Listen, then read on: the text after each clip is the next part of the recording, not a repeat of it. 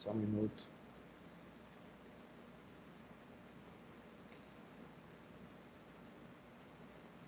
Bom, só reavisando, né, a todos, estamos hoje concluindo nosso conteúdo programático obrigatório, nosso último conteúdo. Vamos ainda ter mais 2 aulas de conteúdo complementar. E o conteúdo que nós vamos ver hoje é um conteúdo que semestre passado a gente viu em Vigilância e Saúde, tá? Que nada mais é do que a vigilância da saúde do trabalhador. Então, para aqueles que já viram esse conteúdo, que estavam no dia da aula, tudo bem, a gente vai revisar, e para aqueles que não viram, nós vamos ter a oportunidade de ver novamente, tá? Depois eu tenho, se eu não me engano, eu vou até procurar se está no meu pendrive no YouTube, tem um vídeo que eu acho importante a gente ver sobre o assunto, tá? Então, olhem só, se eu espelhar aqui o slide, um minuto. Aqui de vez em quando some, peraí. Só fechar e abrir novamente aqui o slide, só um minuto. Professor, Oi, boa noite. boa noite. Professor, eu gostaria de saber se o senhor ainda pode receber aquele trabalho que o senhor passou. Pois eu fiz, só que o meu e-mail deu problema. Eu não consegui enviar e também não Sim. procurei saber do seu WhatsApp e entrar em contato com o senhor. Tá, faz o seguinte, tenta fala comigo pelo WhatsApp, porque aqui até o áudio está meio ruim, e aí a gente vê essa possibilidade de entrar aqui no trabalho, tá bom? Tudo bem, obrigada. Nada.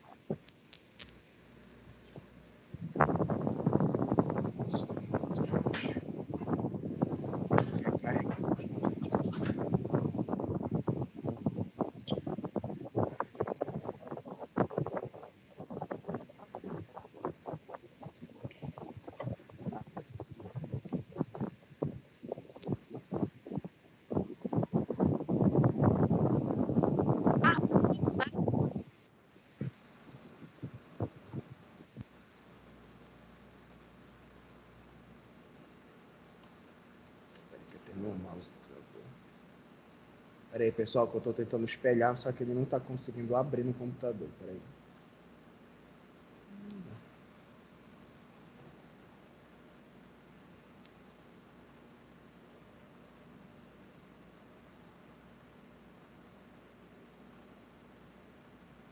Tá aqui embaixo.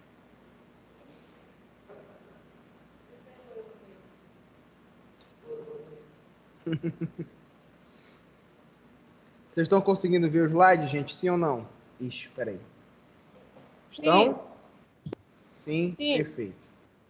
Então, olhem só. Hoje, nós, como eu falei para vocês, nós vamos falar um pouco sobre um conteúdo que a gente já viu na aula passada, que é a vigilância e saúde do trabalhador. A vigilância do saúde do trabalhador faz parte da parte de vigilância e saúde. A gente comentou isso naquela aula que a gente teve semestre passado. O que é importante nós sabermos sobre o processo da vigilância e saúde do trabalhador? Essa vigilância, ela faz parte de uma hierarquia, né? Nós temos uma rede que é caracterizada pela Secretaria Estadual de Saúde, pela Secretaria Municipal de Saúde e por duas estruturas que vão fiscalizar a saúde do trabalhador. Uma é conhecida como Sereste e a outra é conhecida como Visat.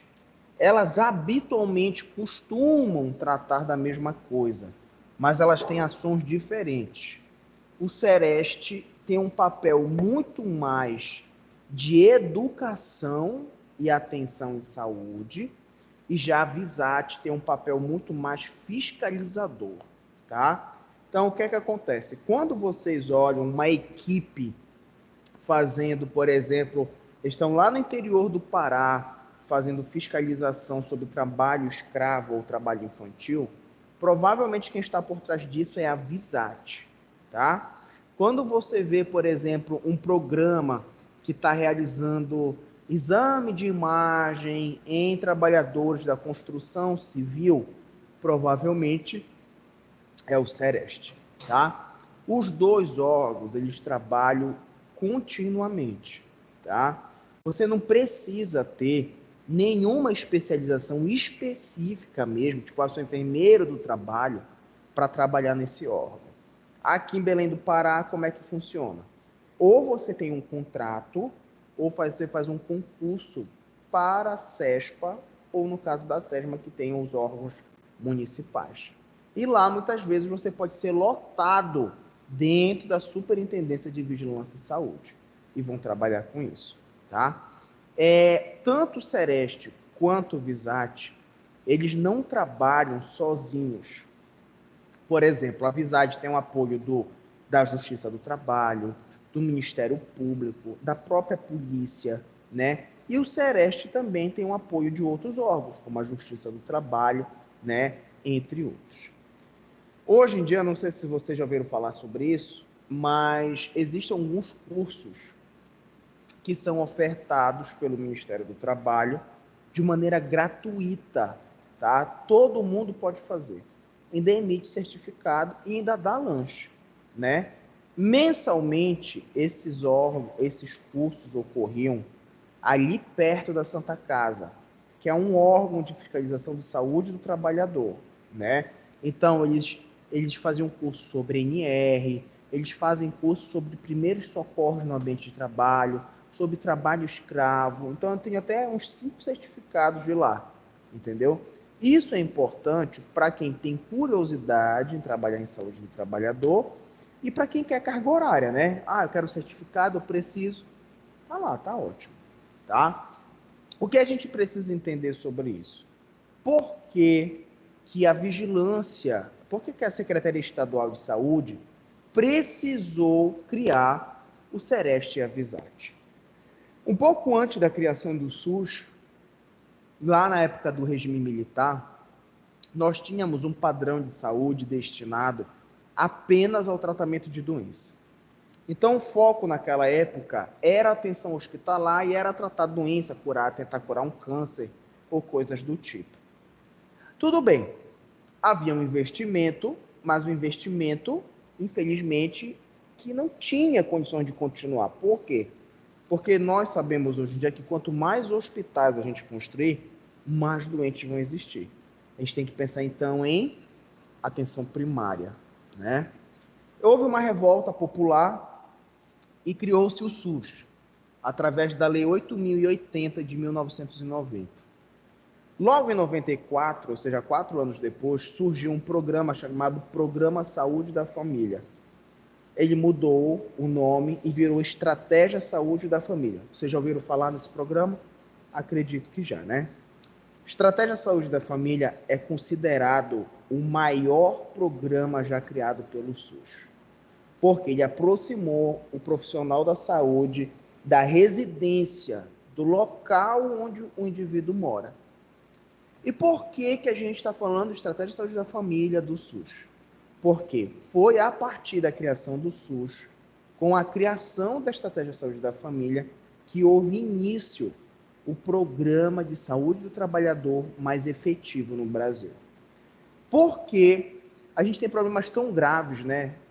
Enfrentamento do saneamento básico, doenças crônicas como câncer, obesidade, enfrentamento das doenças, por exemplo, infecto-parasitárias como tuberculose, hanseníase.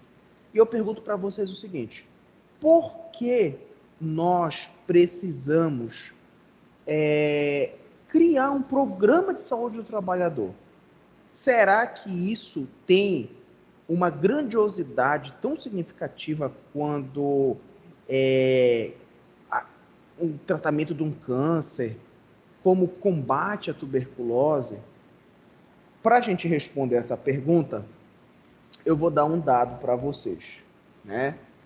No ano de 2020, entre todos os profissionais que combateram a Covid-19 em nível hospitalar, 10% desses profissionais foram a óbito. Significa dizer que a cada 1.000 trabalhadores, 100 morreram de Covid-19. Isso é muita gente. E aí a gente pergunta o seguinte: o que levou ele à morte? Foi um mau uso do EPI? Foi a sobrecarga de trabalho? gente não tem como afirmar. Mas o que nos importa é o número existente. A criação da Vigilância e Saúde do Trabalhador, junto com o Sereste e o Visat, ele tem o intuito de proteger a integridade de saúde do trabalhador, né?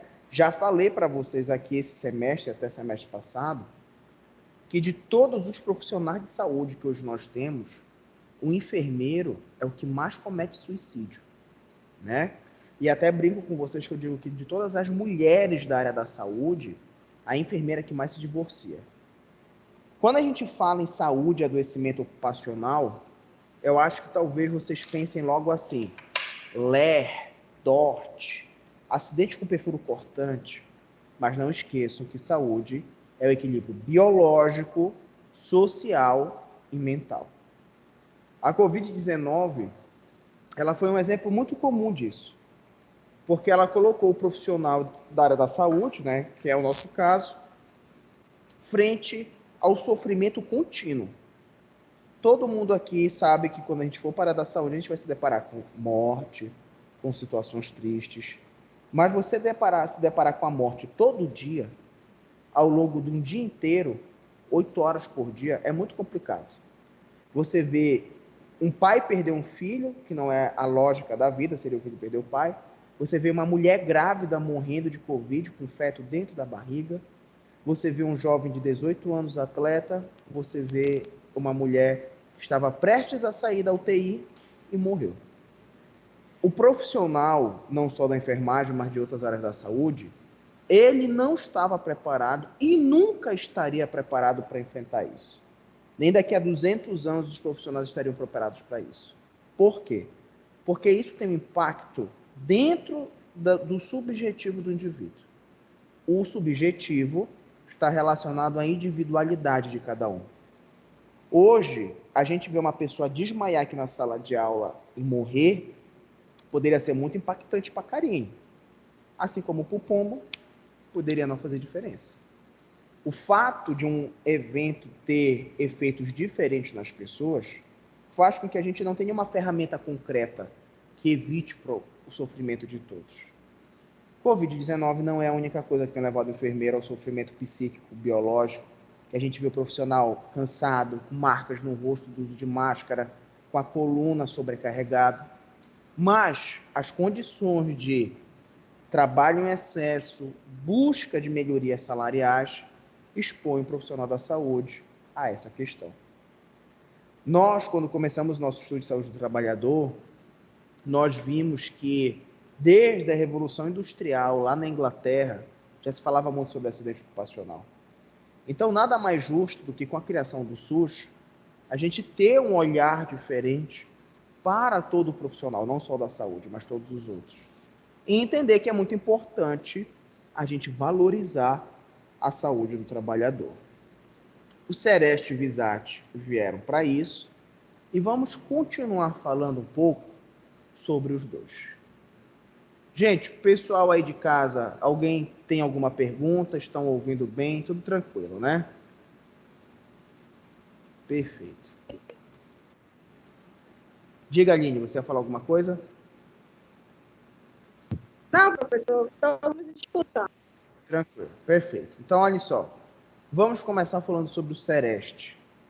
O Sereste tem por função o provimento de retaguarda técnica para o SUS, nas ações de prevenção, promoção, diagnóstico, tratamento, reabilitação e vigilância e saúde dos trabalhadores, urbanos e rurais, independente do vínculo empregatício e do tipo de inserção no mercado de trabalho. Gente, quando a gente fala que o Sereste ele é a retaguarda técnica para o SUS, o que significa a palavra retaguarda? Né? Por exemplo, se eu falo assim para o Pombo, Pombo, tu vai na frente, vai fazer que eu fico aqui na retaguarda. O que significa dizer isso? Significa dizer que, entre aspas, eu estou dando um suporte para o meu amigo. Eu estou fazendo algo antes que chegue a ele. Ou, quando isso chega a mim, eu posso avisá-lo precocemente.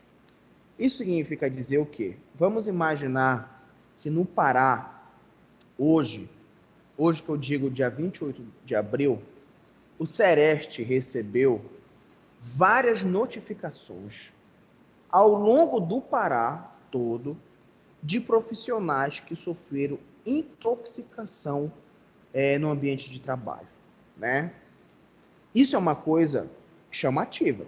Vários profissionais no Pará todo tiveram intoxicação dentro do ambiente de trabalho. A investigação ocorre pelo Sereste. Então, por exemplo, olha que coisa curiosa, de todos os trabalhadores que tiveram intoxicação, todos trabalhavam com mineração. Pô, tem um elo aí, alguma coisa curiosa. Vamos imaginar que no final das contas, a gente descobriu que existe um elemento novo que eles estavam utilizando para mexer com minério que causava intoxicação. Ótimo. Eu fiz o quê? Eu soube do caso, eu identifiquei o que havia em comum com eles e fiz, né, a avaliação e descobri o que era. Isso inibe ou diminui o trabalho que o SUS tem em tentar identificar esse problema.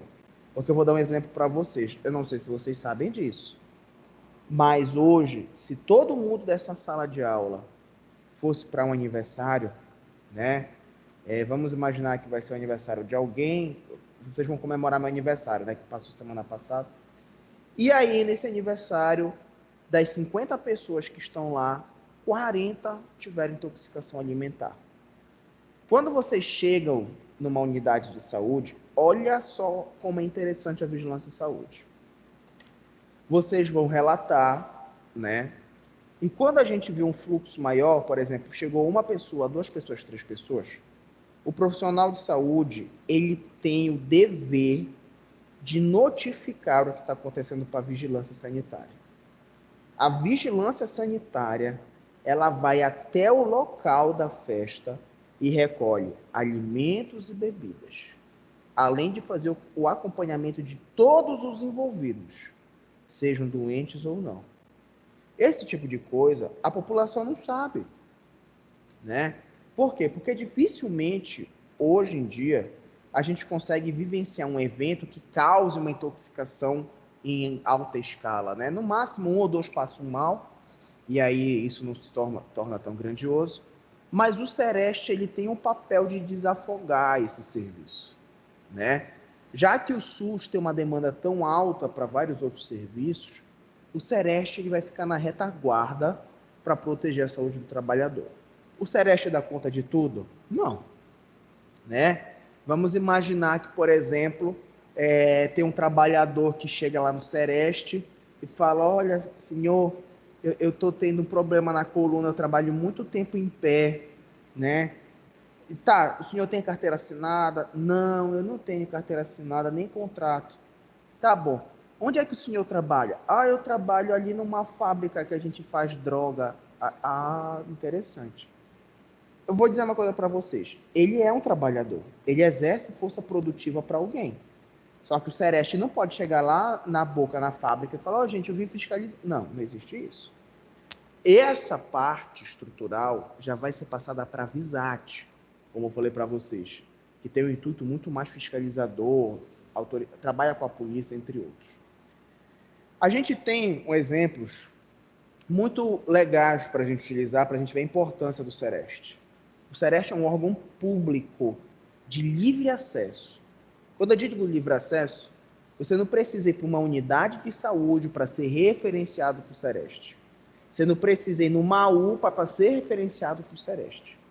Vamos dar um exemplo. A Karine trabalha com evento? Você trabalha, querida? Com o quê? Com a análise administrativa. Tá, trabalha, Pombo. Perfeito. O Pombo vende salgado, a Karine trabalha com evento. O que é importante a gente falar? Todos esses indivíduos que a gente utilizou no exemplo, eles podem pedir ajuda para o Sereste. Vamos dar um exemplo. Vamos imaginar que a Karine, coitada, trabalha, mas o dinheiro todo que ela tem só dá para pagar o cartão da Riachuelo dela. Ela não consegue ir no médico, não consegue comprar um alimento. E aí o que é que acontece? Ela pode muito bem chegar no Sereste, né? e simplesmente relatar que ela não tem condições de fazer um exame ocupacional. A empresa, ela não tem a obrigação de fazer todo o exame que ela quer. Tipo, a Karine não pode chegar no trabalho e falar, olha, essa semana eu queria fazer um exame de sangue porque eu estou me achando meio anêmica. A empresa não tem obrigação de fazer isso. O Sereste, se encontrar nexo possível com o trabalho, ela vai te orientar a fazer isso. Isso é importante, gente, porque tem muitas pessoas que estão no ambiente do trabalho adoecendo e falam que eu não tenho dinheiro para fazer um exame, aí eu não quero. E aí, sabe, fica botando dificuldade, existindo um órgão que quer justamente abraçar você, né? Outra coisa importante que a gente precisa entender é o seguinte: o Sereste, ele consegue abordar o indivíduo em todos os níveis de atenção. Significa dizer o quê? Né? Vamos imaginar que, por exemplo, o pombo, né, ele trabalha normal, mas o pombo ele não está muito bem emocionalmente, né? Tá, vamos dizer que ele está com dor de cotovelo, por exemplo, né? E aí, por exemplo, ele precisa de um acompanhamento psicológico, né? O Sereste ele pode arranjar esse acompanhamento. Ó, ele infelizmente, que Deus nos livre, fraturou uma asa. Ó, vai ter que ficar no hospital. O Sereste, ele pode agilizar isso. Isso é uma ferramenta, gente, muito importante. E eu tenho certeza que a maioria de vocês, antes de ter a nossa aula, nem sabiam que era Sereste. Nem ouviram falar em Sereste, né? Pois é. E aí, os nossos Sereste, eu não sei se chegou a mudar de endereço, mas ele ficava a um quarteirão do Hemopa, né? Então, era um local muito legal de fazer educação em saúde lá, sabe? Falavam sobre as fiscalizações. E a gente tem que entender que nós precisamos popularizar esse entendimento dentro de Belém. Porque hoje, por exemplo, um indivíduo, quando ele está vendendo o bombom dele lá na rua e ele sofre um acidente, ele tem como atingir o Sereste. Porque não é só quem tem carteira assinada. E não é só quem tem contrato. Todos têm direito a utilizar o Sereste que exerça algum tipo de força trabalhista. Tá bom? Vamos continuar. Alguma pergunta? Não, né? Bom, ainda sobre a vigilância em saúde do trabalhador. Visa a promoção da saúde e a redução da morbimortalidade da população trabalhadora, por meio da integração de ações que intervenham nos agravos e seus determinantes decorrentes dos modelos de desenvolvimento do processo produtivo. Então, gente, olhem só. Essa vigilância, ela leva em consideração o que a gente chama de determinante em saúde. O determinante em saúde é o que leva você ao adoecimento. É ele que determina esse processo. A gente tem vários determinantes em saúde, inerentes ao nosso corpo, como colesterol alto, pressão arterial alta, ao meio que a gente vive, temperatura alta, agente biológico, e, lógico, outros fatores sociais que levam, né, também mentalmente o cara a adoecer. Curiosamente, olha que interessante, hoje, o determinante em saúde mais difícil da gente fiscalizar no ambiente de trabalho é o fator de adoecimento mental. Por quê? Porque as pessoas habitualmente conceituam isso a péssimas condições. Vamos dar um exemplo. Vamos imaginar que, por exemplo, a Karine hoje trabalha no local que ela ganha muito bem, mais de 20 mil reais por mês. As pessoas vão dizer o quê? Essa menina aí deve trabalhar sorrindo, nunca vai estar triste por causa... Nem sempre é assim, né? E tem uma outra coisa que é peculiar. Quando a gente fala de determinante de adoecimento mental, a gente precisa entender um pouco mais sobre a rotina das pessoas. Então, por exemplo, eu, Adilson, né? Eu trabalho todo dia, de segunda a sexta-feira. Dou aula de manhã, de tarde e de noite, né? Estou aqui com vocês hoje, amanhã de manhã eu estou dando aula, amanhã à noite eu estou dando aula, né? E a gente tem que entender que a vida também profissional do professor é cansativa. E a gente pergunta, pô, o que é que eu faço para aliviar? Eu, Adilson, por exemplo, se eu quiser tomar uma cerveja, eu tomo. Se eu quiser sair hoje para comer um churrasco, eu como. Eu faço o que me der na telha, porque isso me alivia no cansaço mental e físico. O grande problema é que as pessoas muitas vezes não têm a oportunidade de fazer isso, né?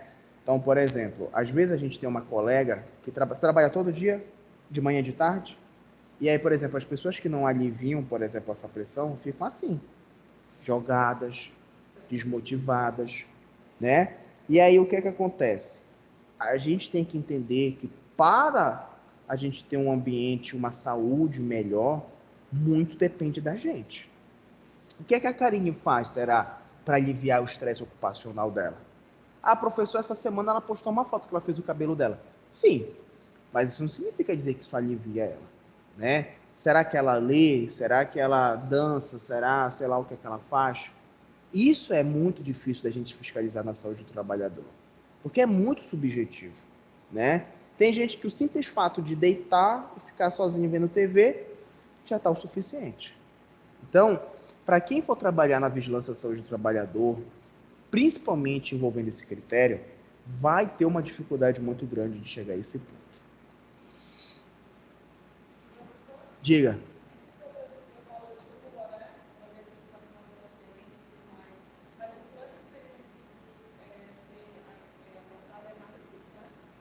Para conseguir o quê? Certo.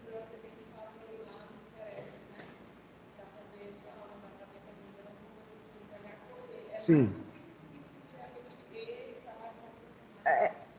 Alguns pontos são mais difíceis. Por quê? Porque, por exemplo, para um trabalhador informal chegar lá no Sereste, o Sereste, às vezes, muitas vezes, pede logo, cadê sua CAT? Que é o comunicado de acidente de trabalho, né? Quem tem carteira é mais fácil ter, né? E eles agilizam muito isso com a empresa. O indivíduo sozinho é mais dificultoso fazer isso, mas ele vai ter os direitos, tá? E aí, o que é que acontece? Na época que eu fui lá, isso faz muitos anos, o Sereste estava tão devagar que ele estava dando apoio para a Visat. Tipo, ninguém procurava o Sereste, sabe por quê? Porque não tinha divulgação do que é o Sereste. Ninguém sabe o que é o Sereste, né? Então, é muito complicado porque você tem um órgão bom, organizado, que quase não tem fluxo. Naquela época, né? Não sei como está hoje em dia, mas às vezes pode ser um pouco mais dificultoso, tá? Bom, o diagnóstico situacional da saúde do trabalhador. Aqui existem algumas perguntas que, quando vocês estiverem no momento de fiscalização ou até de contato com esse trabalhador que sofreu algo, é importante a gente entender. Primeiro é o seguinte: quais são as características e as atividades produtivas econômicas desenvolvidas na região? Se a gente pegar a região paraense, vocês vão ter vários processos produtivos espalhados: minério, pecuária, extrativismo, né, fabricação de artesanato, entre outras quaisquer. Então, nós vivemos em uma região que tem divisões bem peculiares do processo produtivo. Isso significa dizer que nós vamos ter acidentes de trabalho diferentes, nós vamos ter adoecimento ocupacional diferente também, tá? Então, por exemplo, a gente tem lá para o sul-sudeste do Pará muita produção, muita pecuária, produção de carne, né? Nós temos aqui para Belém uma presença de fábricas bem maior. Então são características bem diferenciadas de um ponto para o outro. Outra pergunta importante: quais são os possíveis riscos e perigos à saúde dos trabalhadores relacionados às atividades? Isso é uma pergunta interessante. Nós estamos falando de uma característica aqui que a gente traz desde a primeira avaliação, né? Desde o momento em que a gente começa a falar sobre risco ocupacional. Como é que a gente pode identificar esses riscos? É prático, através da investigação. Nós não podemos perguntar para a Karine e falar assim: Karine, o que é que você faz? Trabalha? Eu sou auxiliar administrativo. Tá, então ela tem risco ocupacional de ergonômico, isso. Não, a gente não pode simplesmente tentar adivinhar por causa da profissão. A gente precisa ir em loco para investigar tudo que há por trás. Outra pergunta interessante é o seguinte: de que adoecem e morrem os trabalhadores na região? Aqui no estado do Pará, há alguns anos atrás, a morte número 1 entre trabalhadores era na construção civil, né? Então, a construção civil batia o recorde no número de mortes por trabalhadores aqui. Era trabalhador que caía de obra, de canteira de obra, era, sei lá, trabalhador que caía alguma coisa na cabeça dele. Para que a gente precisa saber isso? Por que o Sereste precisa fazer isso? Porque o Sereste tem um papel também educador, né? Ele tem um papel de desempenhar esse intuito investigativo. E isso é algo que, logicamente, a gente não pode deixar ficar estagnado, tá? Bom, já no ambiente do trabalho, nós vamos investigar características mais específicas, como, por exemplo, como é o trabalho? E aqui a gente tem duas palavras interessantes. Primeiro, trabalho prescrito e segundo, o trabalho real. O que é a diferença entre trabalho prescrito e trabalho real? Trabalho prescrito é tudo que o trabalhador tem que fazer. Todo trabalhador tem que ter uma ficha profissional no seu trabalho, uma foto 3x4 e com a definição do que ele tem que fazer no ambiente de trabalho. Então vamos imaginar que o nosso amigo Pombo lá, ele trabalha entregando refrigerante. Então o trabalho prescrito é o quê? Distribuição de materiais em diversos locais, carregamento de carga de refrigerante, participar da logística de organização do material, mas o trabalho real dele é diferente.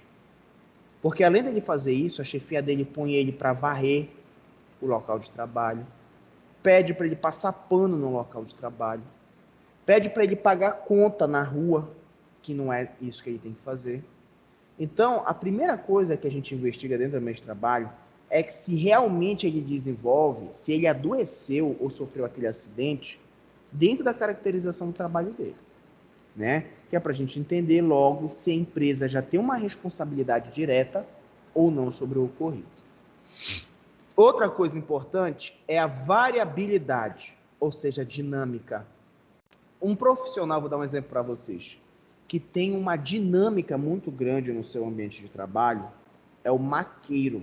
Vocês já ouviram falar em maqueiro, né? Trabalha no hospital. Faz um maqueiro, ele carrega o paciente para tudo que é canto. Ele leva o paciente para o raio-x, pode sofrer influência de radiação ionizante.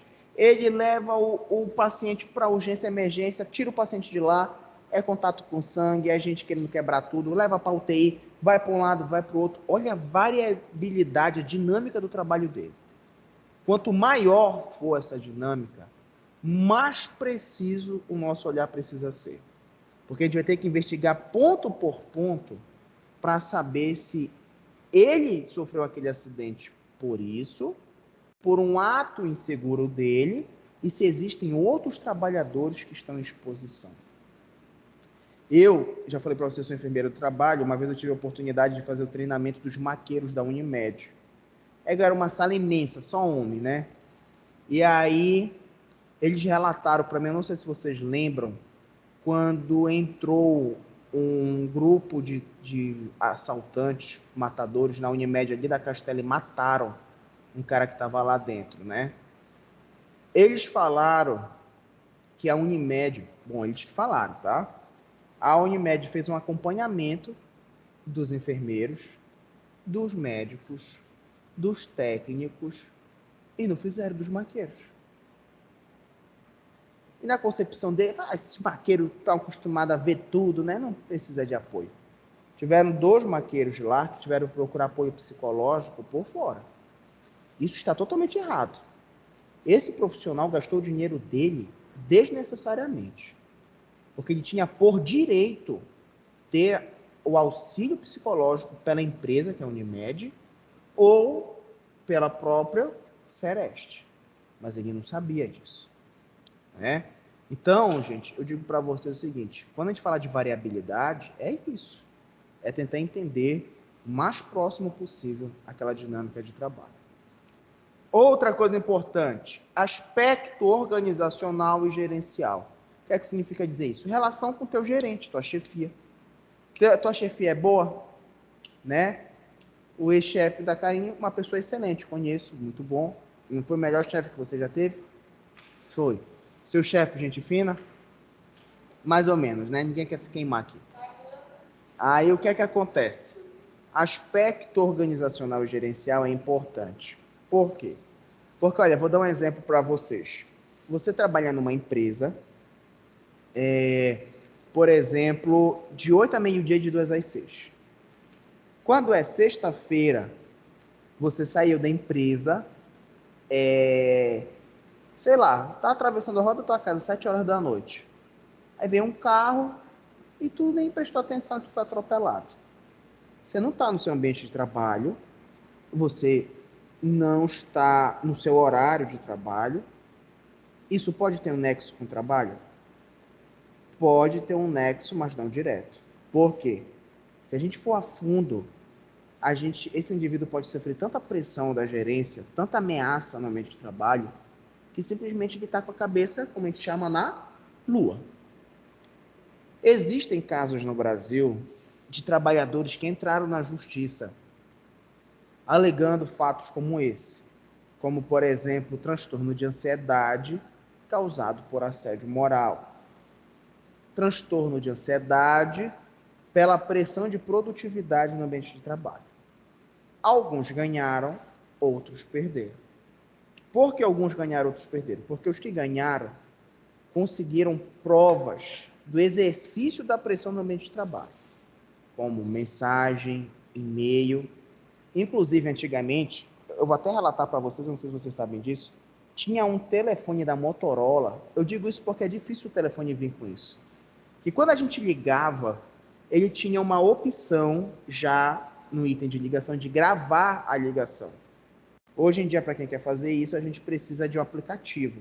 Porque celular não, ele fazia isso. Inclusive, a maioria das gravações que se tem na Justiça do Trabalho foram feitas com celulares como aqueles. Hoje em dia não se tem, pelo menos eu nunca vi nenhum aparelho celular mais fazendo isso. Então tinham provas diretas da pressão que sofriam.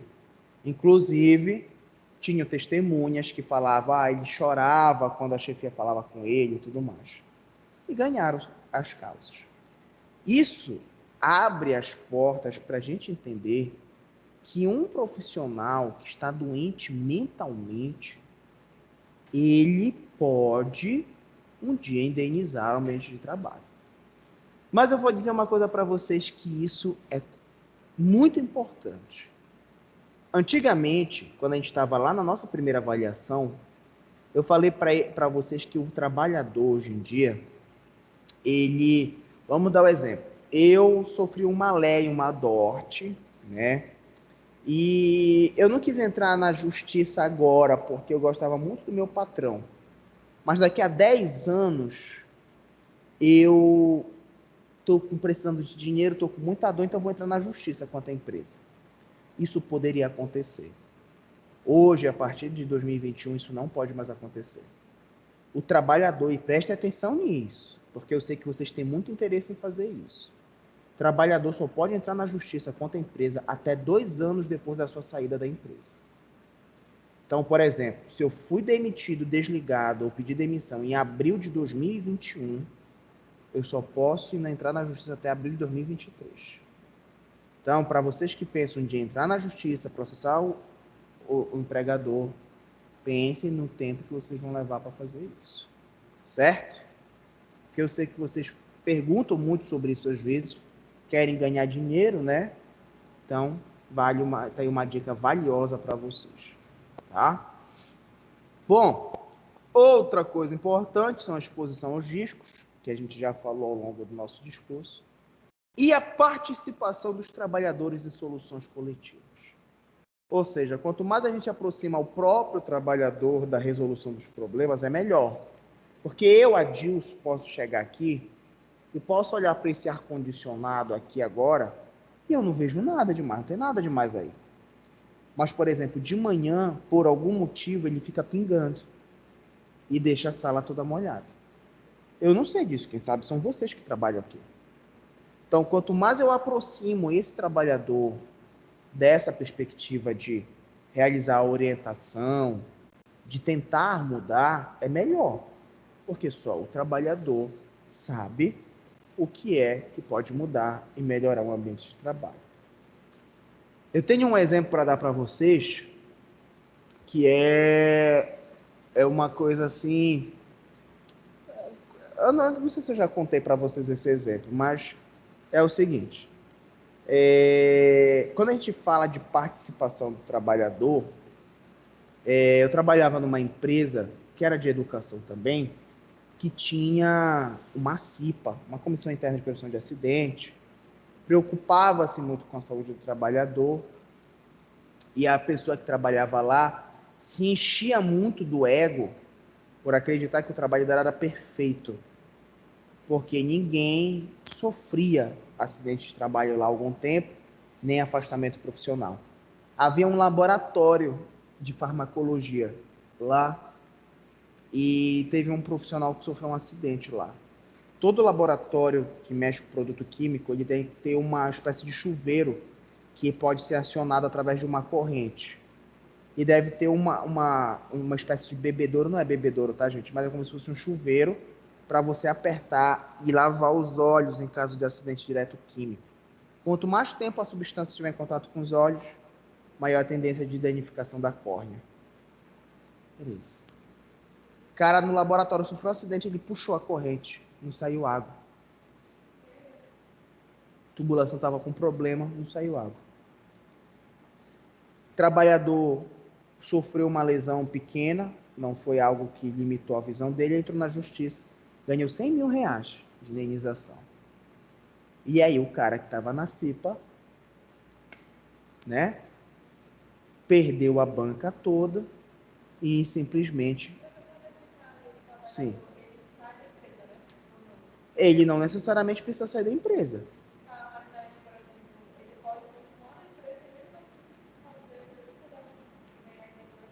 A maioria das... Sim. Na verdade, o empregador... Eu vou usar essa palavra, mas não seria muito essa palavra. O trabalhador, ele, entre aspas, ele não poderia, durante o seu exercício, entrar com uma ação contra a empresa. Porque isso poderia caracterizar que ele está dentro da empresa com mais intenções. Então, o correto seria o trabalhador, se aconteceu a cagada, no caso, você já cria a raiva da empresa. Pô, o cara não tinha água, eu estou quase ficando cego. E causa o afastamento. O que pode acontecer às vezes é o seguinte. Vamos imaginar, qual é o seu nome? Karina? Aline? Tá, vou trocar aqui pra Karine, tá muito difícil esse nome. Não, desculpa, querida, não é com você, é uma colega que tá falando o nome, não entendi. E aí, por exemplo, vamos imaginar que a Karine está trabalhando numa empresa, né? E aí ela foi puxar, vamos imaginar que eu tinha um produto assim numa prateleira, ela puxou o produto caiu sobre o olho dela, né?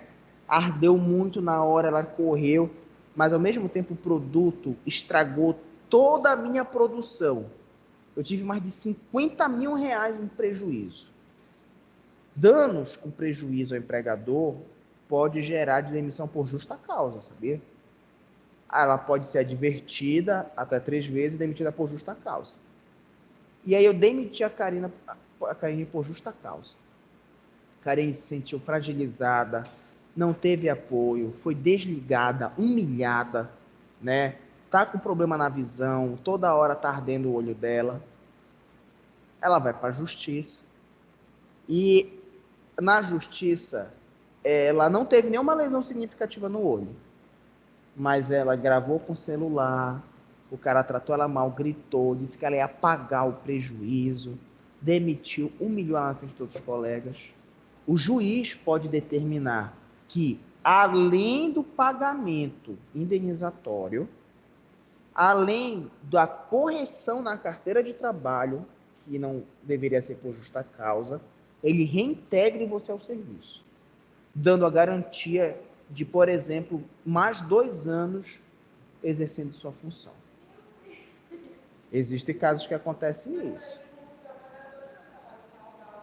Não, ninguém vai querer. Vai ficar um clima muito chato, né? E aí, às vezes, o empregador prefere fazer um acordo. Por exemplo, ó, por 12 meses de trabalho, você vai receber tantos mil. Vou te dar logo esses tantos mil, né? Eu pago o teu FGTS, não vai mais trabalhar. Tá ótimo. Pronto. Entendeu? Mas pode acontecer isso. Entende? Então é para vocês verem que existe a possibilidade de retorno. Porque, gente, é muito complicado voltar, né? É muito complicado.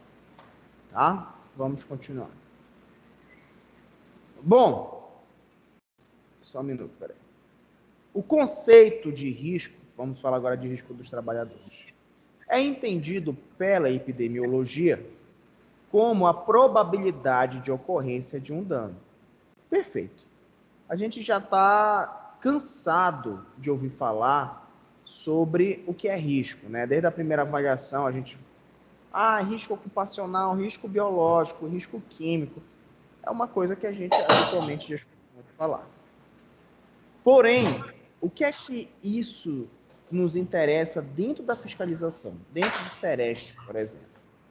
É entender que o nosso papel, quando a gente vai investigar um acidente, não é apenas dar uma resolutividade para o que aconteceu. Vou me fazer mais claro. Quando você é enfermeiro e chega um paciente para você dizendo que ele caiu e bateu o dedo e acho que o dedo quebrou, o correto seria a enfermagem realizar a anamnese, exame físico completo. Para quê? Aquele famoso exame céfalo-caudal. Porque ele pode ter outras comorbidades muito mais significativas do que um dedo quebrado. Então, na saúde, a gente sempre utiliza um momento de contato com o paciente ou com o usuário para identificar outros problemas. E tem muita gente que descobre doenças assim. Você já deve ter escutado. Eu estava com uma tosse, fui no médico e descobri que eu tenho diabetes. Né? É muito comum ver isso. Na saúde do trabalhador é a mesma coisa. O trabalhador que escorregou e bateu a cabeça, a gente não vai querer olhar só o piso onde ele escorregou. A gente vai olhar a empresa como um todo. A gente sempre deve agir precocemente, preventivamente. Porque talvez aquele escorregão pode não ter sido nada. Porque tem uma caldeira ali de 7 toneladas que está quase para explodir, vai matar todo mundo dentro da empresa. Entendeu? Então, o nosso teor, ele é sempre investigativo dentro da fiscalização do acidente de trabalho. Tá? E a gente, outra coisa importante. Vamos imaginar que o Pombo é o funcionário, a Karine, ela é a dona da empresa, e a fulana aqui, que eu não escutei o nome, ela é a advogada da empresa. Eu sou o membro que chegou para fiscalização. Vamos dizer que eu sou da Visat, né, enfermeira do trabalho. Cheguei aqui, querido Pombo, qual é o seu nome? Qual é o seu nome, querido? José? José, né? E aí tá a chefe do lado e tá advogado da empresa. Vou dizer uma coisa para vocês. É de direito do trabalhador ele ser escutado sozinho. A advogada, ela presta serviços para a empresa, ela tem o direito de ter acesso ao que o Pombo falou, mas a Visat tem o direito, e ele tem o direito de ser escutado sozinho. Porque tu já pensou? Tá aqui o teu chefe e a advogada da empresa. Será que ele vai falar tudo o que ele quer? Será que ele não vai se sentir coagido, né? A gente não sabe.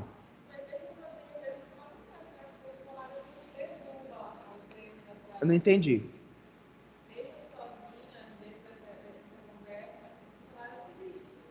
Não diz tudo, porque ele fica com medo, né?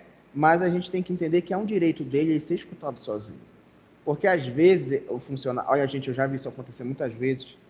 O funcionário, por exemplo, ele caiu na empresa e tá com o braço dolorido, eles chamam o SAMU, e aí acontece que dá no azar da fiscalização bater lá e acontecer.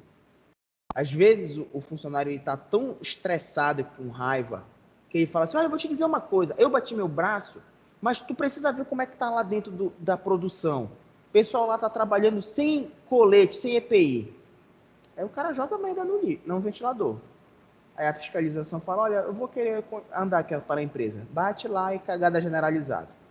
Aí vem, ó, um problema atrás do outro, né? Então, às vezes, o trabalhador ele pode ser mais resguardado, mas às vezes aquele trabalhador entrega tudo da empresa. Né? E outra coisa importante, denúncia, ela pode ser anônima, mesmo ele estando na frente do fiscalizador. Olha, eu não quero citar meu nome, mas tem acontecido isso. Tudo bem. A Avisat pode ir embora e amanhã voltar. Fala, olha, nós queríamos, na verdade, dar uma continuidade aqui na investigação na empresa. Queremos olhar todos esses setores. Assim como a Avisat pode voltar daqui a um mês. Né? E aí as pessoas se perguntam, como é que... Falam assim, né? Como é que esse pessoal sabia que lá atrás daquela máquina a gente guardava aquilo? É o funcionário que muitas vezes cagueta. Né? Oi? Não tô ouvindo, filha. Fala para fora. Diga. Amiga. Tem muitos segredos que envolvem essa parte de saúde do trabalhador, para vocês verem. Né? Sim, diga.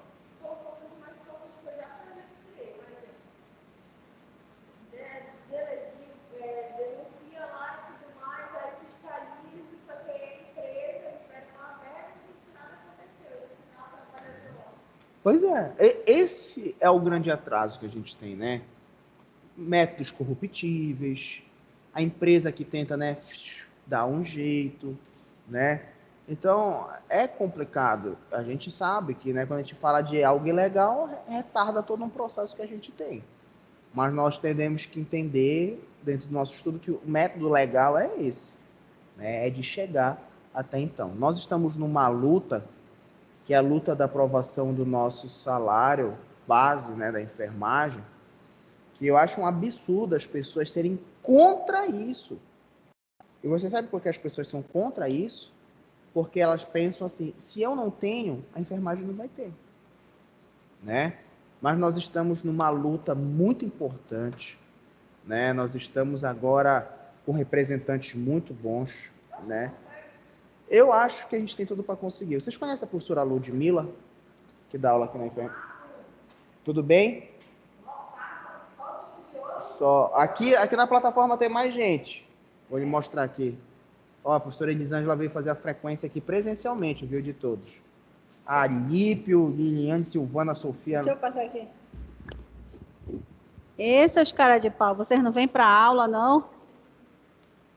Olha, eu não tô nem aí, tô assistindo o Big Brother. Maravilhosa! Vem para aula. Só online. Não, muito longe. Só online. Tá bom. Beijo, saudade de vocês. Beijo, tchau. Tá. Eu vou ficar no online, professor, não posso ir. Tenho que proteger meus amigos. Quando vocês voltarem, vocês trazem uma cestinha de café para a professora Elisângela para matar a saudade. Então, gente, eu estava comentando com vocês, por exemplo, nós temos aqui na enfermagem a professora Ludmila, que ela é quem dá, se eu não me engano, a história da enfermagem agora. O esposo da professora Ludmila, ele é o vice-presidente do COFEN agora, o Conselho Federal de Enfermagem. É uma pessoa que foi meu professor na época da UEPA, que quando eu fiz enfermagem, e é uma pessoa extremamente ativa nessa luta, né? Então, ele esteve à frente da luta das 30 horas, está agora na frente da luta do piso salarial. Se for fechado o piso salarial, gente, olha, isso daí vai ser uma mudança no perfil da vida do profissional da enfermagem a nível de trabalho, hospitalar, seja o que for. Tá bom? Mas vamos ficar na torcida e continuar aqui com a nossa aula. Aqui nós temos alguns exemplos de riscos que nós já falamos ao longo das nossas aulas, né? Habitualmente a gente já falou sobre risco físico, risco químico, biológico, entre outros. Então nós vamos passar essa parte e vamos falar, por exemplo, sobre os dados que nós temos de acidentes de trabalho.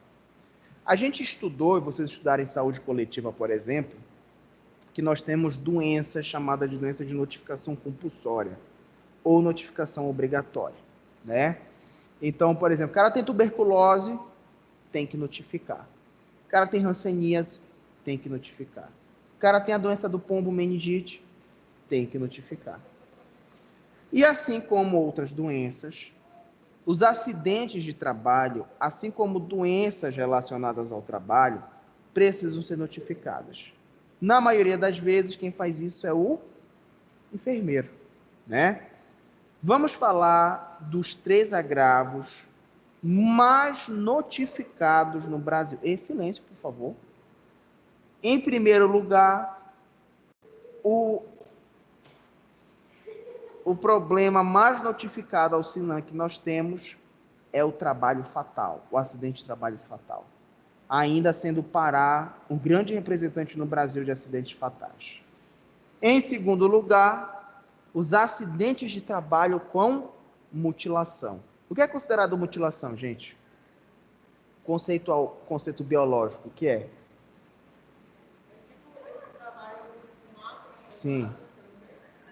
A mutilação, ela é caracterizada como a perda, né, de qualquer parte ou estrutura anatômica que nós temos no corpo, tá? Então, professor, o fulano passou uma lâmina aqui no lóbulo da orelha, ele perdeu só que essa parte que segura o brinco, é mutilação.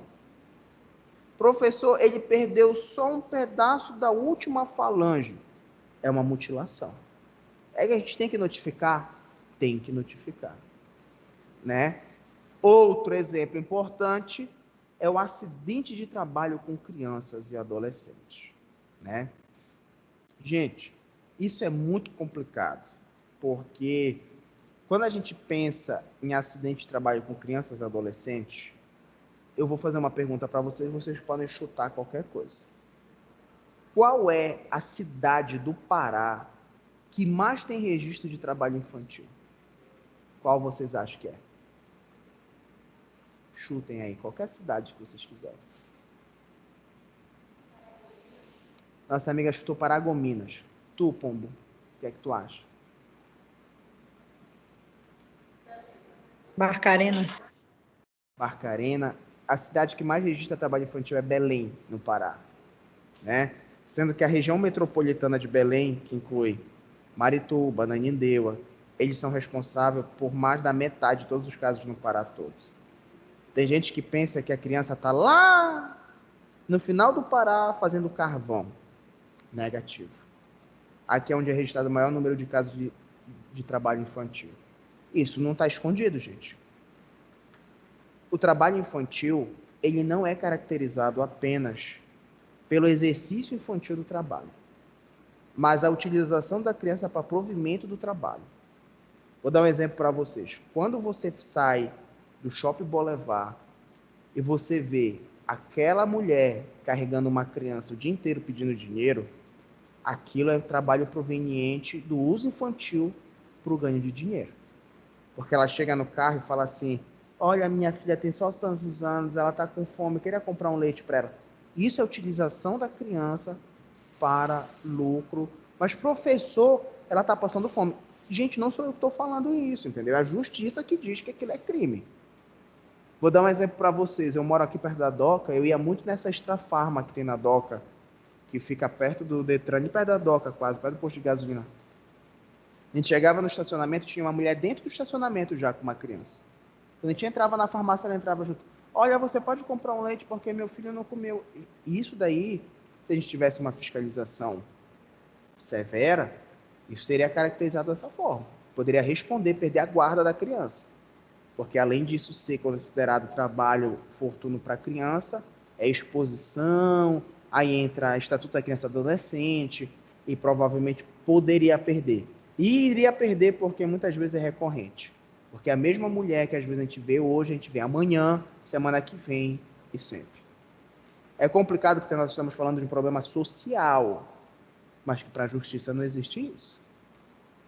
O juiz nunca vai dizer, não, é porque a mãe está passando necessidade, então eu entendo que essa criança tem que passar o dia todo no sol vendendo pirulito. Ele nunca vai entender dessa forma. Tá? Outros problemas muito notificados ainda na parte da saúde do trabalhador. Acidentes com exposição em material biológico, saúde, né, dispara muito esse exemplo. Dermatoses ocupacionais. O que é dermatose ocupacional? Vou dar um exemplo para vocês.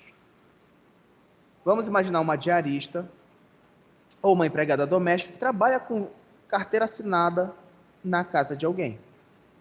E ela trabalha todo dia com material de limpeza. Água sanitária, sabão líquido, beleza.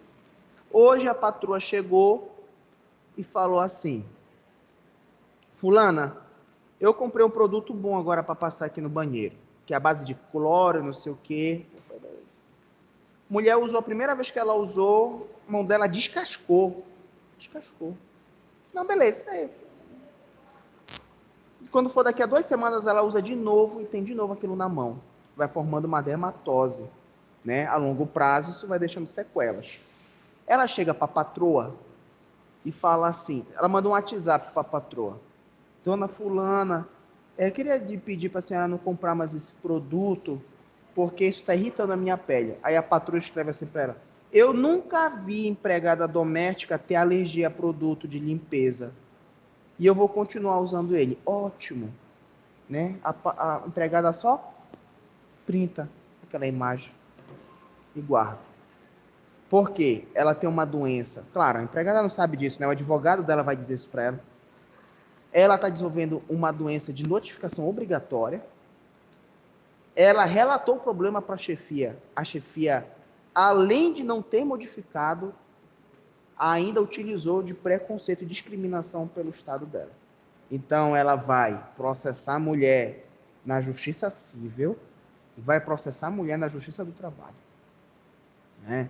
Então, gente, vocês percebem aí, né, como existem várias coisas que envolvem a saúde do trabalhador. Outro, intoxicações exógenas por substâncias químicas, incluindo agrotóxico, gases tóxicos e metais pesados, né? O chumbo, ele é um metal pesado, né?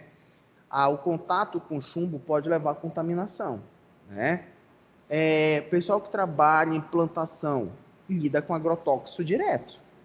Qual é o vegetal ou a fruta mais contaminado por agrotóxico? Vocês sabem qual é? Pimentão. O pimentão é o vegetal mais contaminado por agrotóxico no Brasil.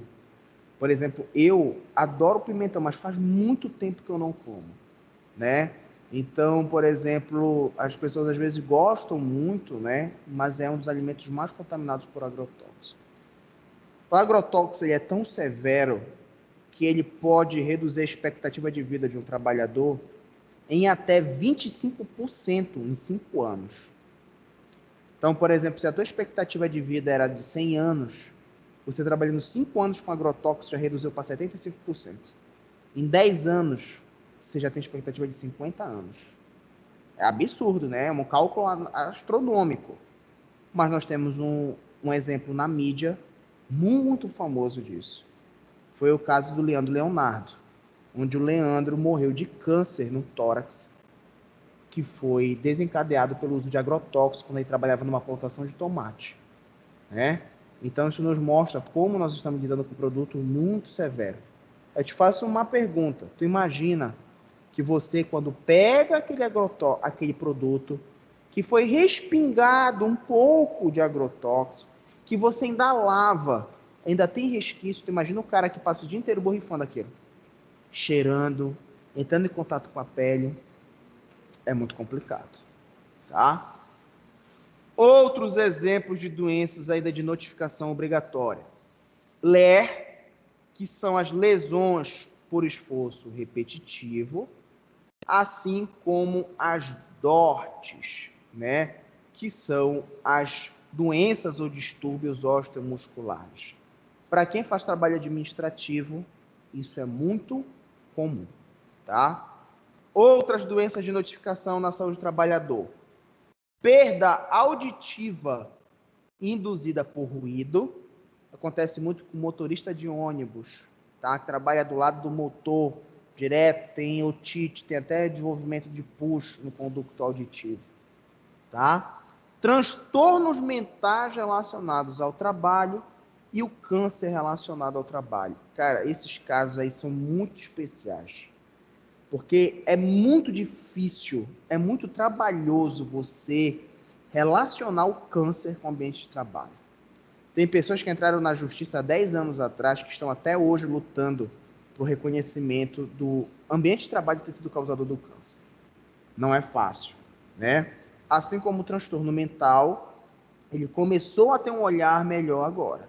Por quê? Porque as pessoas estão adoecendo mentalmente de uma maneira muito grande no ambiente de trabalho, seja na área da saúde ou não. Então, as pessoas estão cada vez mais estressadas, as pessoas estão cada vez mais intolerantes e cada vez mais deprimidas no ambiente de trabalho, né? Nós não podemos dizer que o trabalhador que ri, ele está feliz. Não. Saúde mental vê uma coisa muito superior do que o ato de um sorriso ou de rir. Em 2019, um ano antes da pandemia, o número de adoecimento de notificação no segundo semestre de 2019, o maior registro foi de doença mental. Nós estávamos prestes a entrar na pandemia. Você imagina como deve estar esse ano, né? Talvez a gente não tenha esses dados, né? Porque a pandemia paralisou tudo. Parece que ninguém mais adoece de nada, né? É só Covid, Covid, Covid. Então, provavelmente nós vamos ter um número bem grotesco envolvendo a notificação de transtorno mental relacionado ao trabalho. Tá bom? Aqui, gente, nós temos um gráfico que mostra o número de acidentes notificados no ano de 2007 a 2010, né? 2010 é praticamente 10, 11 anos atrás. Em 2007, acidentes com material biológico foram registrados 137 acidentes. Passou 2010. o slide. Não passou? Agora. Perfeito. Uma tabela? Ok. Obrigado. Então, em 2007, houveram 137 notificações de acidente de trabalho com material biológico. Em 2010, 1.372. Em 2020, esse número foi multiplicado por praticamente 10. Nós tivemos mais de... Gente, eu não sei o número exato, mas nós tivemos mais de 14 mil acidentes por material biológico, se eu não me engano, né? Acidente no trabalho grave, fatal ou com menores, em 2017 foi notificado 26. 2010, 1.491. Esse número triplicou até 2020. Isso é importante para a gente entender o seguinte: reduziu o número de acidentes? Não. Aumentou. E se aumentou, por que aumentou? Fiscalização é muito frágil. Cada vez mais tem gente no ambiente de trabalho, mais processos produtivos, e o serviço de vigilância não dá conta. Se não tiver mais gente para ajudar, a gente não consegue vencer, tá? Aqui são apenas alguns gráficos, né? E aqui em 2011, tá? E aqui existem as áreas produtivas que mais sofreram com acidentes. Eu vou dizer só as 3 principais. Empresas de de fabricação de álcool, atividade de atendimento hospitalar e a área de construção de edifícios. As áreas com maior número de acidentes com notificação. Ou seja, ainda são, né, situações que nos assustam muito, situações ainda que infelizmente a gente é fragilizado, né? Gente, eu quero passar um vídeo para vocês, para a gente poder finalizar a discussão em aula depois, mas são 8h35 aqui no meu relógio. Eu vou dar um intervalo para vocês rapidinho, que eu preciso beber água, tá? Uns 10 ou 15 minutinhos, é o tempo que eu peço uma caixa de som, e aí a gente vê o vídeo juntos, tá bom? Então eu vou parar aqui a apresentação, vou fechar aqui meu áudio, meu vídeo por enquanto, depois eu volto, tá?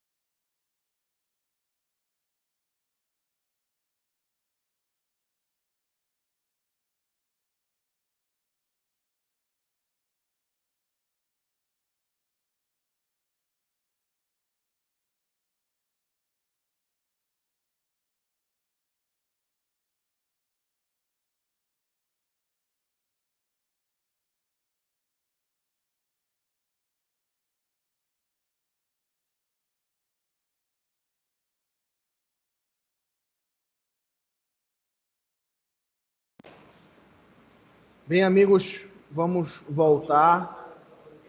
Vocês devem estar percebendo que a imagem ela está um pouco mais escura, porque eu já desliguei a luz aqui para o pessoal ver o vídeo, tá? Nós temos 2 vídeos para ver. Um é sobre a saúde do trabalhador no SUS, são 3 minutos, mais ou menos, e o outro é sobre a atenção do Sereste, tá? Vamos ver, no finalização a gente faz um comentário e vamos liberar, tá bom? Então vamos aqui ver o primeiro, só um minuto, por favor.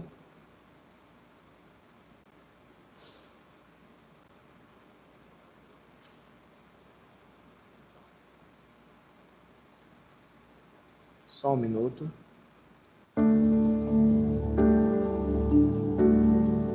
Acontece isso de trabalho e fica totalmente desnorteado, não sabe. Pessoal de casa, vocês conseguiram escutar o início do vídeo? Estão vendo o vídeo, sim ou não? Sim. Sim. Perfeito, então vamos continuar. Tem a minha noção do que vai acontecer. Meu nome é Roberto, tenho 48 anos de idade e sofri acidente de trabalho. Um ambiente de trabalho saudável é aquele onde os riscos, né, são inerentes a todos os ambientes e processos de trabalho, eles têm que ser avaliados, minimizados ou pelo menos diminuídos. As principais causas de acidente é o ambiente desfavorável, às vezes a questão de meta que essas pessoas têm que atender, o tempo de trabalho, às vezes a carga horária é excessiva. O empregador é responsável por treinamento dos trabalhadores, por disponibilizar todos os instrumentos necessários para ele realizar esse trabalho de forma adequada.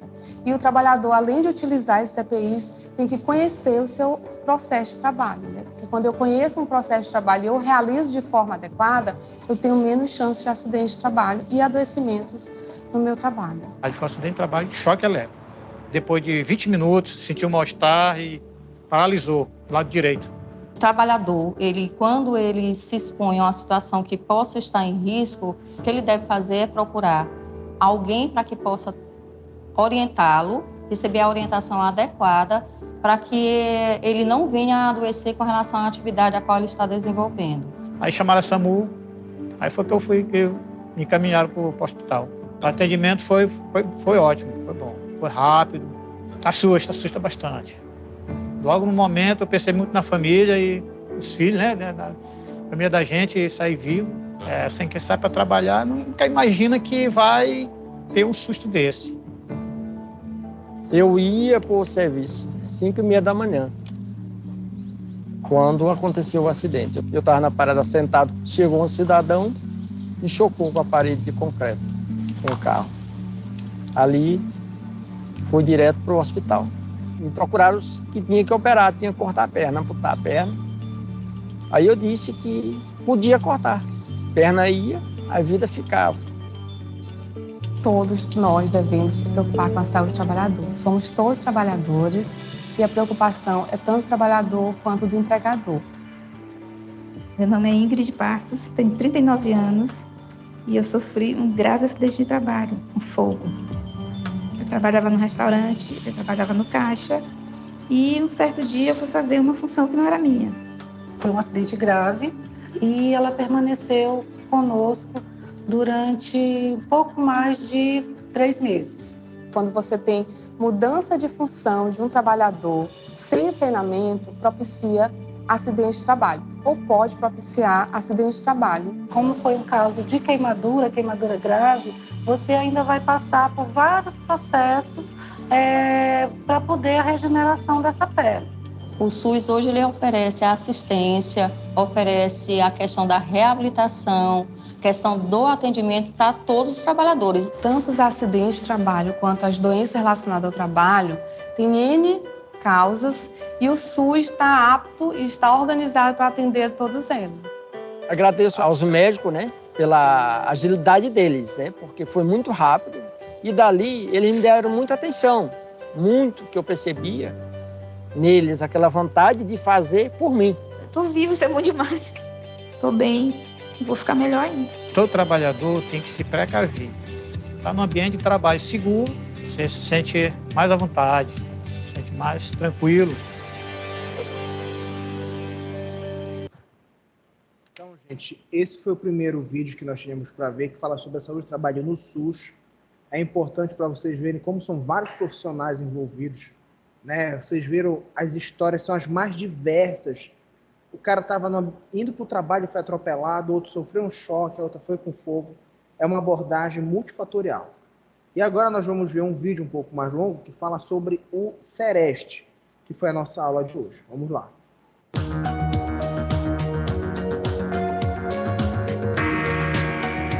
Olá!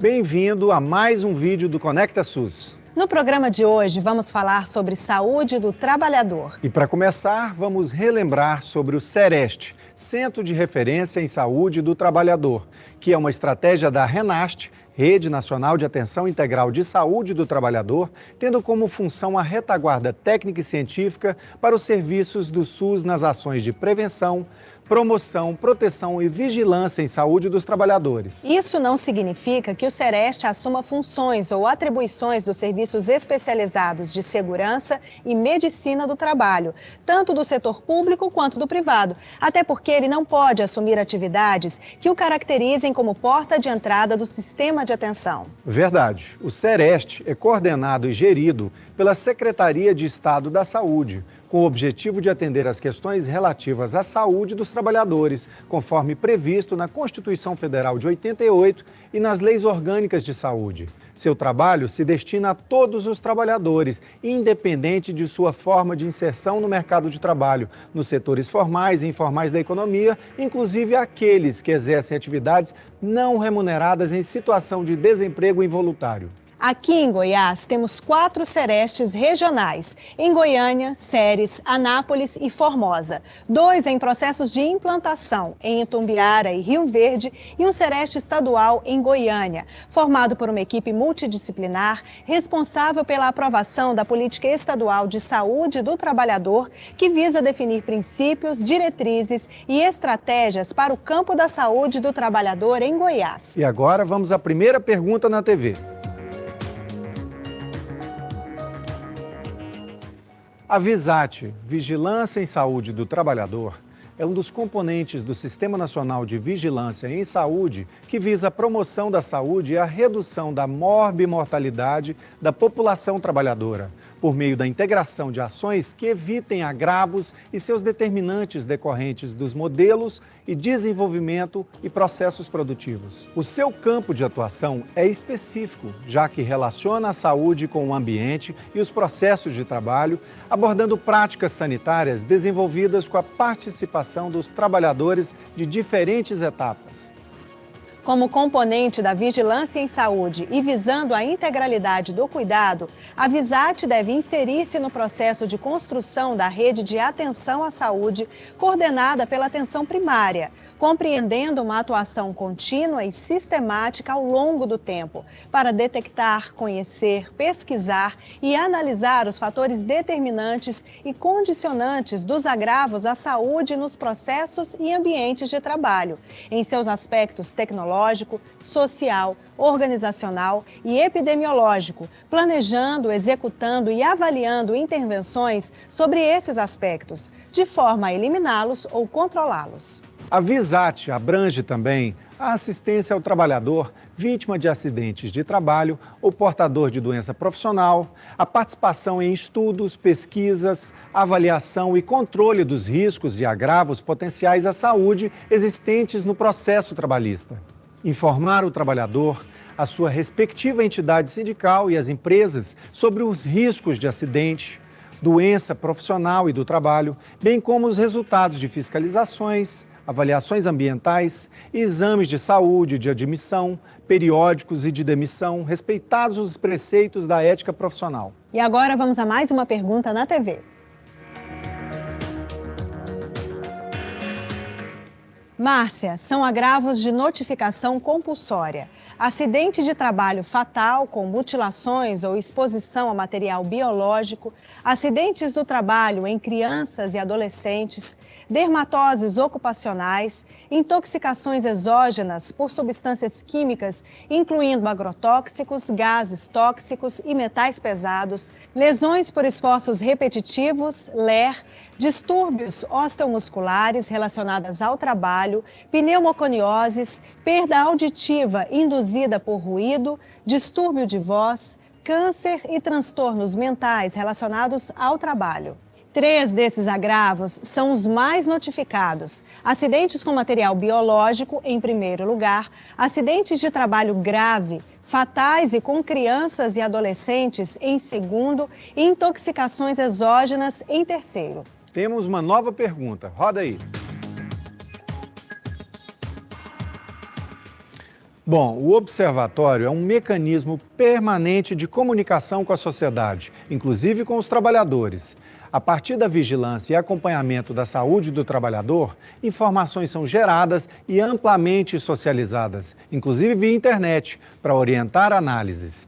Em nosso estado, o Observatório de Saúde do Trabalhador está hospedado no site www.visa.goias.gov.br.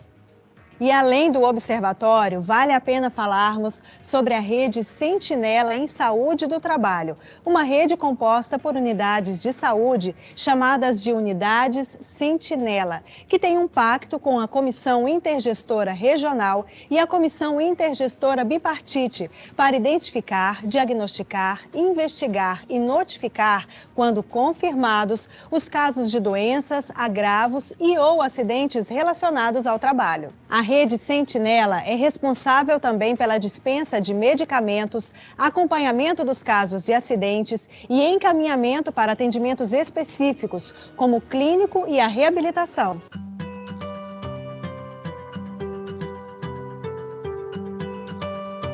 Uma dica de saúde e beleza para toda a vida, que vale para pessoas de qualquer idade, e inclusive para profissionais de saúde, é o uso do filtro solar. Hoje temos várias opções de filtros para peles oleosas, secas e normais, com ou sem base e com fatores de proteção que chegam a 70 fps, para evitar os efeitos nocivos do sol, como o câncer de pele e o envelhecimento precoce. Passe uma camada fina de filtro solar sobre o rosto, pescoço e nuca 2 vezes ao dia.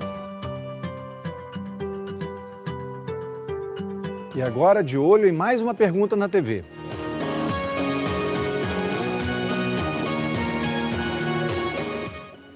Os sistemas de registro de informação mais importantes para a saúde do trabalhador são a Comunicação de Acidente do Trabalho e o SINAM, Sistemas de Informação de Agravos de Notificação. Esses estudos e pesquisas são estratégias para conhecer as atividades produtivas das regiões, saber quais os possíveis riscos que as atividades trazem e a maneira como adoecem e morrem os trabalhadores. Por meio desses dados, é possível elaborar ações que promovam a saúde. E um dos maiores desafios da área de saúde do trabalhador é obter informações sobre o número real de acidentes no trabalho, pois mesmo a notificação sendo compulsória, persiste uma notória subnotificação de acidentes e eventos relacionados ao trabalho. E agora vamos receber uma pergunta por telefone. Alô? Oi. Quem fala? É o Silvio, de Morrinho. Bem-vindo ao programa, Silvio. Qual é a sua pergunta? Então, eu queria saber qual o papel da atenção básica na saúde do trabalhador. Boa! A inclusão das ações de saúde do trabalhador na atenção básica está prevista no processo de construção da Rede Nacional de Atenção Integral à Saúde do Trabalhador, o RENAST, com o objetivo de integrar a rede de serviços do SUS voltados à assistência e à vigilância. A atenção básica assume o papel de centro de comunicação e coordenação dos fluxos de toda a rede e deve ser entendida como uma forma de apropriar, recombinar, reorganizar e reordenar os recursos do sistema para satisfazer as necessidades, demandas e representações da população. Ah, sim. E o Sereste nessa história? O Sereste é o ponto de atenção da rede que possui como principal atribuição o matriciamento das ações de saúde do trabalhador, considerando a capilaridade do sistema e possibilitando que a atenção integral à saúde chegue o mais próximo de onde as pessoas vivem e trabalham. Certo. Entendi. Obrigado por participar e bom trabalho. Obrigado. E já temos uma nova pergunta na TV. Veja.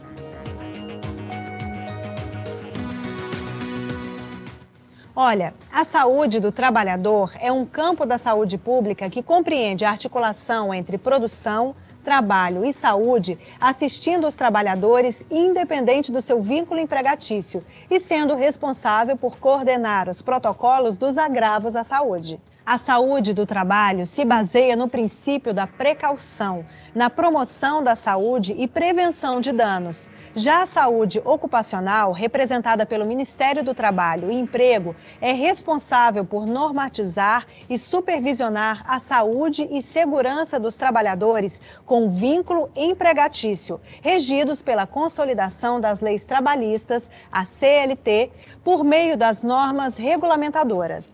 Os modelos de saúde ocupacional são baseados no processo saúde e doença, vinculados aos serviços de perícia médica realizados nas instituições públicas. E vamos para mais uma pergunta.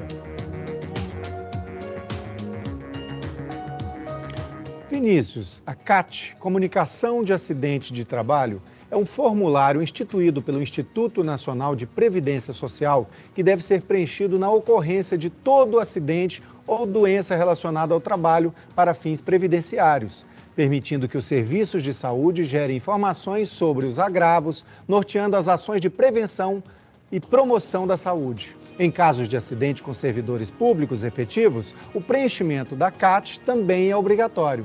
E agora vamos para a última pergunta do programa de hoje, na TV.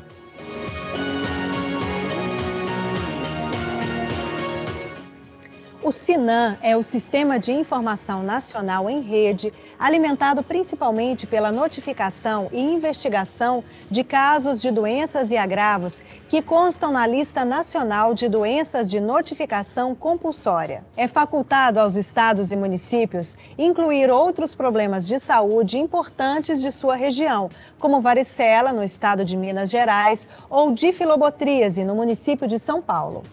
A ficha individual de notificação é preenchida pelas unidades assistenciais para cada paciente quando há suspeita da ocorrência de problema de saúde. Este instrumento deve ser encaminhado aos serviços responsáveis pela informação e ou vigilância epidemiológica das secretarias municipais, que devem repassar semanalmente os arquivos em meio magnético para as secretarias estaduais de saúde.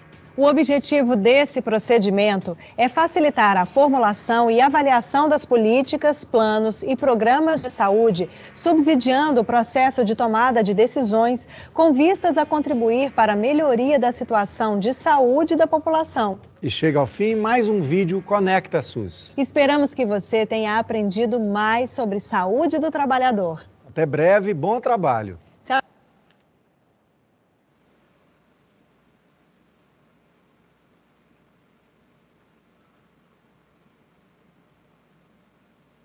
Então, pessoal, o que é que a gente percebe, né? Aí a gente consegue fazer uma abordagem mais, né, completa do que a gente falou hoje, e a gente percebe como é que existe um norte, né, dentro desse processo avaliativo.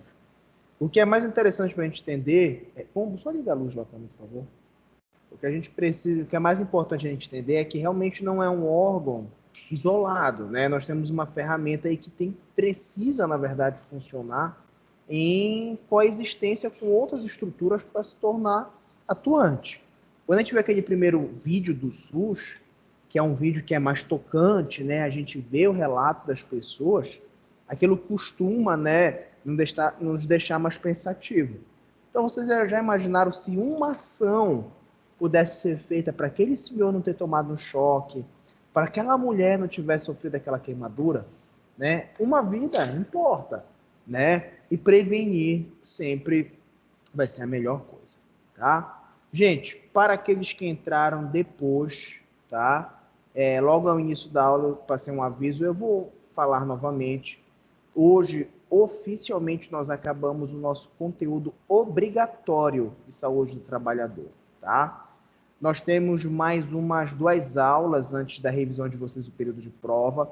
Nós ainda vamos ter aula, vamos falar de conteúdos complementares à saúde do trabalhador, ou seja, temos a aula quarta-feira que vem e na outra também, tá bom? O conteúdo de prova de vocês vai ser apenas em R, tá? Sendo que nas próximas aulas eu vou escolher quais NRs vão cair na prova. E aí eu aviso vocês qual será cada uma delas, tá bom? Alguém tem alguma dúvida ou quer falar algo antes da gente finalizar a aula, sim ou não?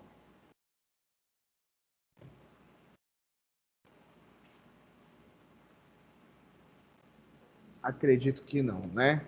Então, gente, uma boa noite a vocês, um final de semana aí que tá chegando, tá?